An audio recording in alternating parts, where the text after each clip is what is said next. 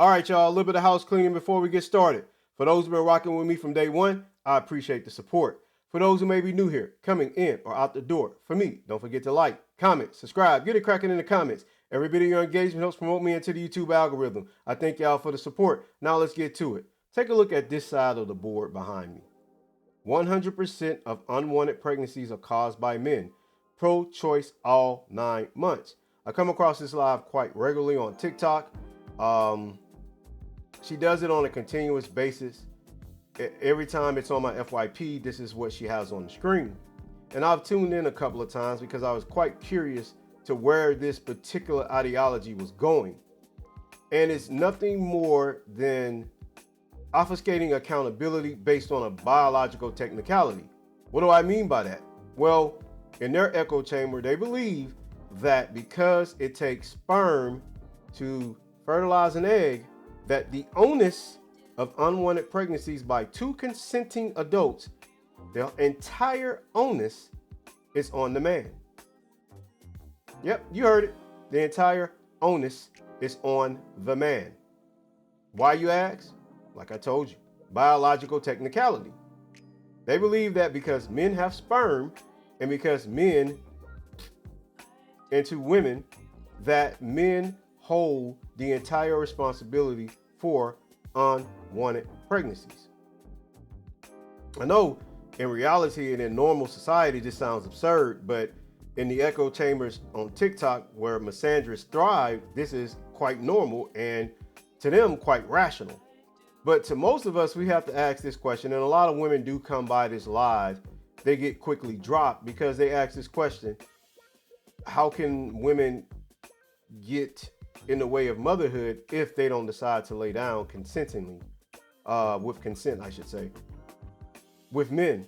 And of course they drop them down and they say, no, we're not going to do that. We're not going to victim blame. We're not going to put all this on women. But why not? 2 consenting adults share 50% of the responsibility of this unwanted pregnancy. You cannot deny that. I don't care if you try. I don't care if you try to socially engineer this talking point. It's never going to stick. You know why it's not going to stick?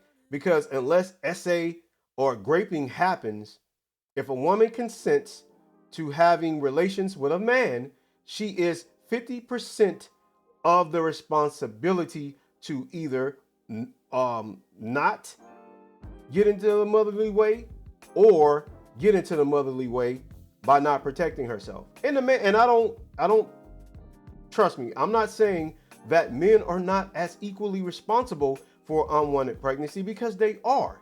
I'm saying that both parties are equally responsible for said child being unwanted.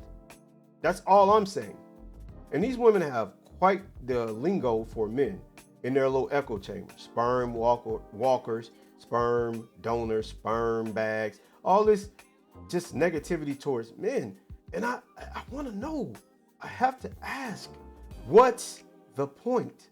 What's the point of all this? Where does this road go? Say I give credence to your point of view or your perspective that men are 100% responsible for women being in the way of motherhood unwanted. Say I give credence to that, which I don't, but I'll play along in this hypothetical. I'll give credence to that. What's the point? It's still on women to be the bearers of rearing children most of the time. So how does this help women? If you say it's going to help women by them not having relations with men, bullshit. Because even the women in this live and in this echo chamber are not going to stop having sex. Bullshit. I call bullshit on that all day long. Y'all not going to stop having sex with men, because abstinence is the true and only way I know for this not to happen. For this not to happen, right? For this not to happen.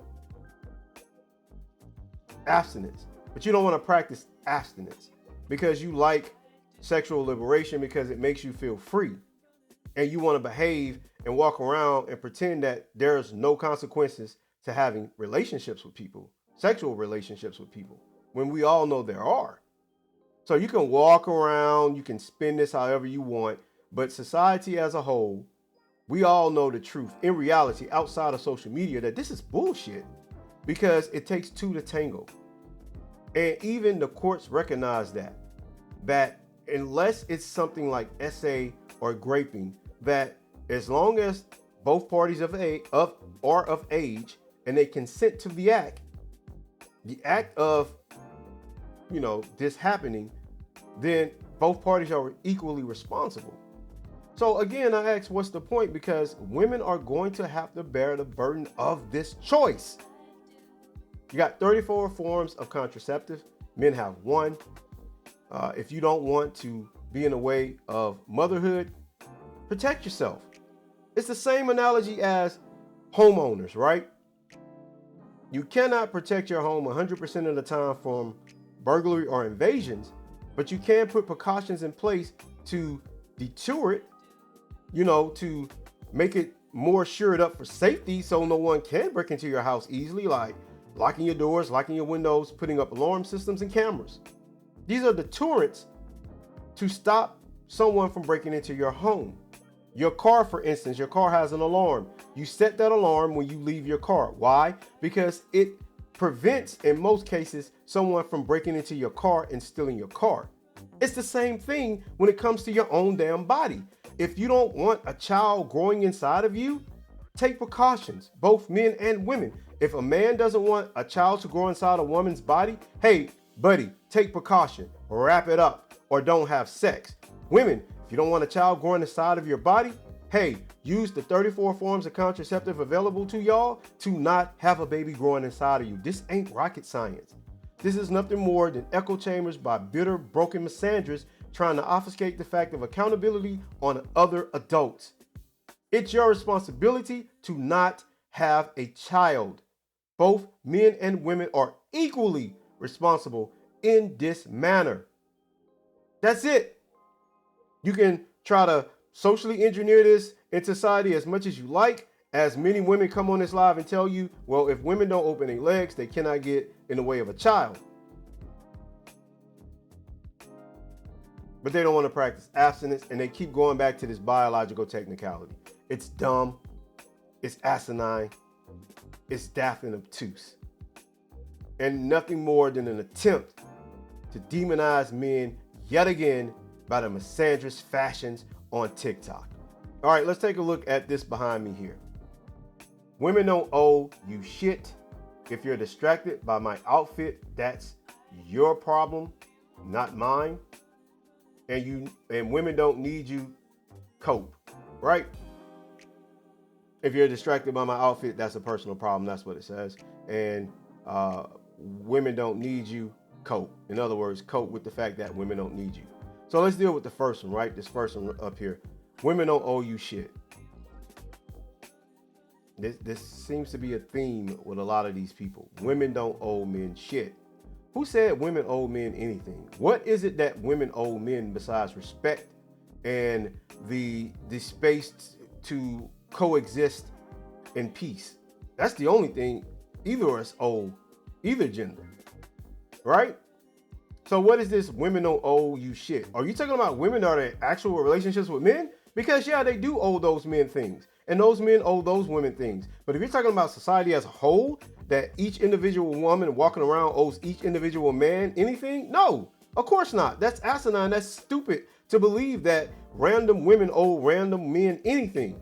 But see, I know that's not what y'all are talking about. Y'all are actually talking about relationships. Like, do women owe men things within the confines of a relationship? Hell yeah, they do. Because why would I be in a relationship with you if there's no reciprocity? If there's nothing I'm gaining by being in this relationship with you, as well as you're gaining things by being in this relationship with me. See, relationships are reciprocal.